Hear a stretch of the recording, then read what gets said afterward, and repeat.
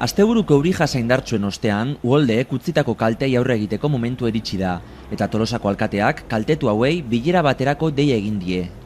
Astelehen arratsaldean, Eusko Jaurlaritzako eta Gipuzkoako Diputazioko ordezkariak batetik eta kaltetuak izan diren udalerrietako alkateak bestetik bilera egin zuten Donostian.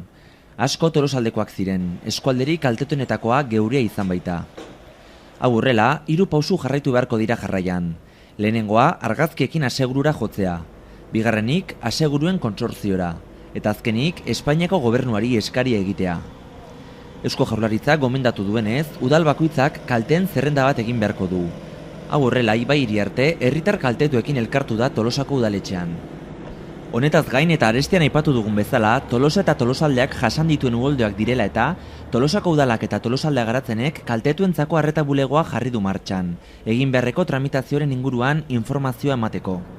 Tolosako kasuan, Tolosako udaletxera joan beharko da eta arduraduna Gotzon Gangoitia izango da. Helbide elektronikoa idazkaritza@tolosakoudala.net da eta telefonoa berriz 944-699-742. Eta Tolosaldearen kasuan, Tolosaldea garatzenera gerturatu beharko da. Arduraduna Ainhoa Orrante izango da. Korreo elektronikoa honakoa da, kontsumoa@tolosaldea.net eta telefono zenbakia berriz 944-655-4501. Lehenik eta behin, jarriko dira udalean, jarriko da bulego bat, pertsona bat kudeatzen urteko hau dena, Gipuzkoako udalerri kaltetu jarriko dute bakoitzak berean, eta gero egongo da beste bat koordinatzeko Jaurlaritzako eta Diputazioen artean Donostia mailan. Pixka izango litzake, udaletako beharrak eta eskaera teknikoak pixka bideratzeko. Ondoren, norbera dauden seguruari parte eman hartzaio.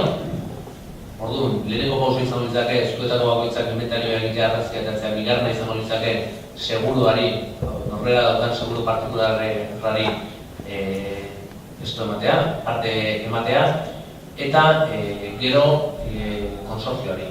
Konsortzioko paperak ere bete behar dira, beraz, parte seguruari, parte gero konsortzioari, konsortzioak betzeko dokumentazioa eta udalak gestionatuko duen bulegoan egongo da, eta bezala baita badukate pagina web bat, dela consorseguros.es, eta badukate telefonoa ere.